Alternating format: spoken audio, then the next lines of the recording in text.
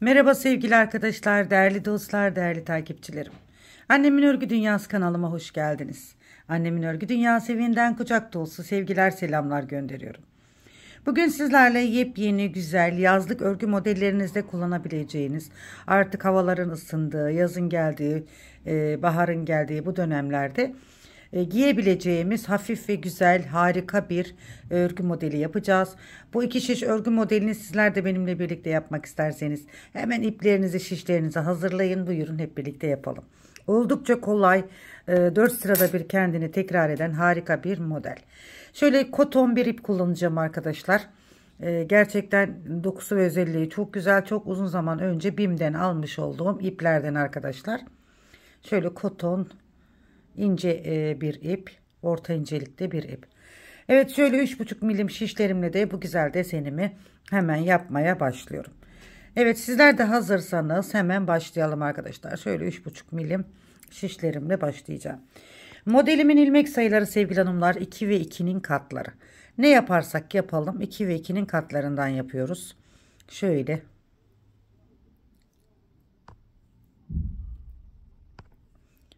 Evet, ilmeklerimizi atalım. Sizler de hazırsanız hemen modelimize başlayalım. Yelek, hırka, atkı, bluz, şal, özellikle yazlık bluzlarda ajurlu harika güzel bir deseni olacak hanımlar.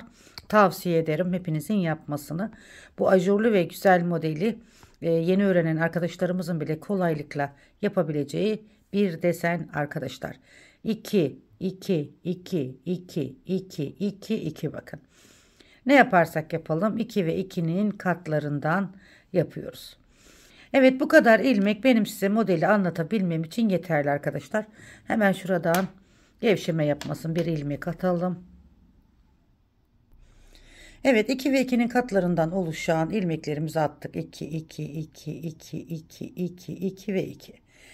Şimdi ben direkt lastik yapmadan modelin anlatımına geçeceğim arkadaşlar. 4 sırada bir kendini tekrar eden bir model. Şöyle arka yüzden bir sıra ters öreceğim. Ön yüzde desenimi kurmaya başlayacağım. Kenar ilmeğimi örmeden aldım. Şöyle burası hazırlık hanımlar. Bir sıra ters örüyorum. Sizler dilediğiniz lastik modellerinizi yapabilirsiniz. Hem güzel hem kolay olur sevgili hanımlar. Yani hem güzel hem kolay olur diyorum. Yani sevdiğiniz, kolay gelen size bir lastik modelini yapabilirsiniz.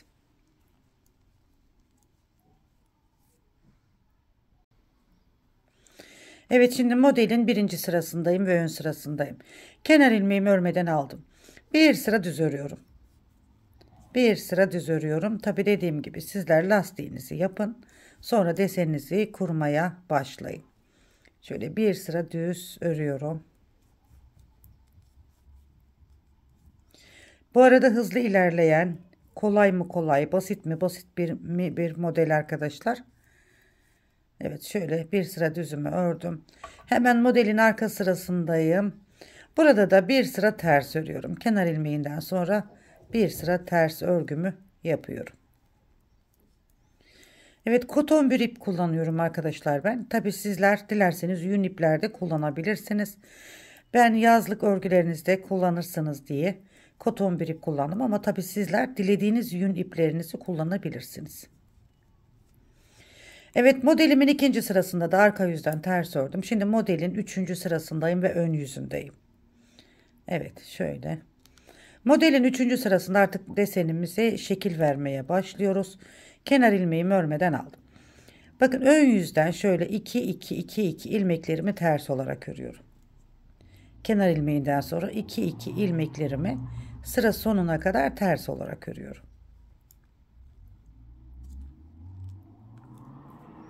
Şöyle.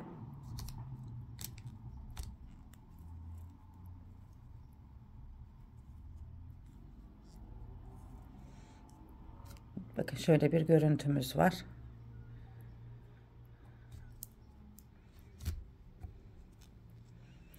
Salaş bir örnek hanımlar. Gerçekten hoş ve zarif. Güzel. Evet, son ilmeğimi de şöyle düz olarak ördüm. Evet, modelimin üçüncü sırasında bu işlemi yaptım bakın. Modelin dördüncü ve son sırasındayım hanımlar. Modelin dördüncü sırasında kenar ilmeğimi örmeden aldım bakın. İlk ilmeğimi ters olarak örüyorum. Şimdi arttırma yapacağım arkadaşlar. Bir tane arttırıyorum. Bakın şu iki ilmek arasında arttırma yapmadım. Özellikle dikkat edin. Kenar ilmeğinden sonra bir ters ördüm. Bir arttırıyorum. Bir ters örüyorum. Bir arttırıyorum. Bir ters örüyorum. Bir arttırıyorum. Bir ters örüyorum. Bir arttırıyorum. Bir ters örüyorum. Bir arttırıyorum. Bir ters örüyorum. Bir arttırıyorum. Bir ters örüyorum. Bakın modelin başında burada bir arttırma yapmamıştık. Şimdi model biterken burada ilmeğimizde eksilme olmasın diye burada bir arttırma yapıyoruz ve kenar ilmeğini de düz olarak ördüm. Evet, modelin dördüncü sırasında da bu işlemi yaptık arkadaşlar. Bir modelimiz şu anda yapmış olduk ama tabii model kendini ilerledikçe gösteriyor. İlerledikçe kendini gösteren bir model. Şöyle bir model daha yapalım ki anlaşılır olsun arkadaşlar. Şimdi ikinci modelin birinci sırasındayım. Kenar ilmeğimi örmeden aldım. İpimi ön tarafa alıyorum. Bakın ajurlu ilmeğimi düz ördüm. Sıra sonuna kadar tüm ilmeklerimi düz örüyorum. Hiçbir işlem yok.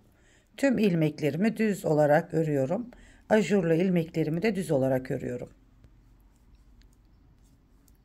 Evet, ajurlu güzel bir örgü modeli, tam yazın kullanılabilecek sevgili hanımlar, harika bir desen olacak. Evet, modelimin birinci sırasını bakın bu şekilde yaptım, düz olarak ördüm. Modelimin ikinci sırasındayım, arka sırasındayım. Burada da tüm ilmeklerimi ters olarak örüyorum. Bakın bu şekilde tüm ilmeklerimi ters olarak örüyorum. Hem kolay hem güzel hem de hızlı ilerleyen oldukça şık bir desen arkadaşlar. Evet, modelin ikinci sırasında tüm ilmeklerimi ters örerek sıra sonuna geldim. Şu şekilde. Şimdi modelin tekrar ön yüzündeyim ve modelime yine ne yapıyorum? Şekil veriyorum arkadaşlar. Modelin üçüncü sırasında ve ön yüzünde kenar ilmeğimi örmeden alıyorum. Bakın, ipi kendimden taraf alıyorum. Burada ilmeklerimi 2 eksiltiyorum. Burada eksiltiyoruz. Arka yüzde ilmeklerimiz ne yapıyoruz? Eski sayısına geri getiriyoruz. Modelin 3. sırasında ilmekleri eksiltiyoruz. 4. sırasında da ilmekleri yerine koyuyoruz. Evet, bakın 2 ilmeklerimizi kesiyoruz şu şekilde. Çok güzel, görüntüsü de şahane hanımlar. Şöyle 2 ilmekleri keselim.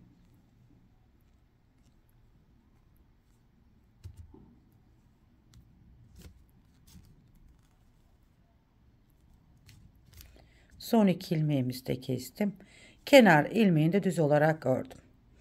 Evet, şimdi ilmeklerimizi eksilttik bakın şu şekilde. Arka sırasında da ne yapacağız? İlmeklerimizi yine eski sayısına geri getireceğiz arkadaşlar.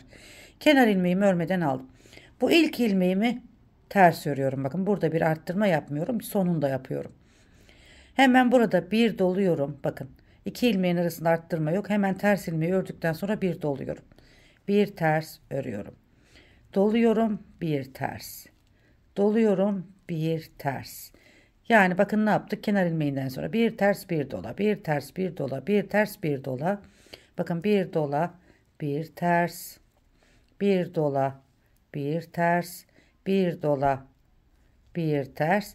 Bakın buraya gelince ne yapıyoruz? Dolama oluyor. Hemen kenar ilmeğimle düz olarak ördüm. Evet, ikinci modelimi de bu şekilde tamamlamış oldum. Bakın, ben sizlere şöyle iki model anlatmış oldum. Şöyle ajurlu, harika. Model ilerledikçe daha güzel sevgili hanımlar. Şöyle gördüğünüz gibi çok şık oldu. Şimdi modelimizin ilerlemiş halinde sizlere bir göstereyim. İnşallah beğenirsiniz diyorum. Ve kesinlikle yapmanızı tavsiye ediyorum arkadaşlar. Modelimizin ilerlemiş hali de hemen hanımlar bakın. Gerçekten çok güzel. Şöyle ajurlu, dediğim gibi. Ben şöyle bir haroşa lastik yaptım arkadaşlar. Sizler dilediğiniz lastiği yapabilirsiniz. İsterseniz lastik yapmadan da yaparsınız ama kıvrılma yapabilir lastik yapmazsanız. Çünkü ajurlu bir desen. Şöyle. Dediğim gibi koton bir ip kullandım.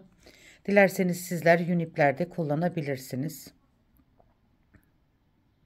Şöyle yün iple bir çalışmam da var. Hemen onu da göstereyim arkadaşlar. Bakın, yün şöyle batik yün bir iple çalıştım.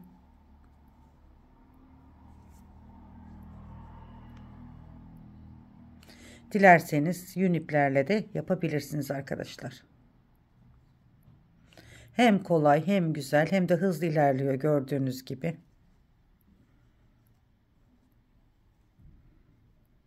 Ben çok beğendim. Beğenerek yaptım. Sizlerin de beğeneceğinizi düşündüğüm harika bir desen. Evet, bir desenimizin daha sonuna geldik sevgili hanımlar. İnşallah beğenmişsinizdir diyorum. Yepyeni örgü modellerinde tekrar birlikte olmak üzere kanalıma abone olmayı, yorum ve beğeni yapmayı unutmayın diyorum. Yeni modellerde tekrar bir arada olmak üzere en güzel günler, en güzel yarınlar sizin olsun. Allah'a emanet olun, en güzeline emanet olun. Hoşça kalın.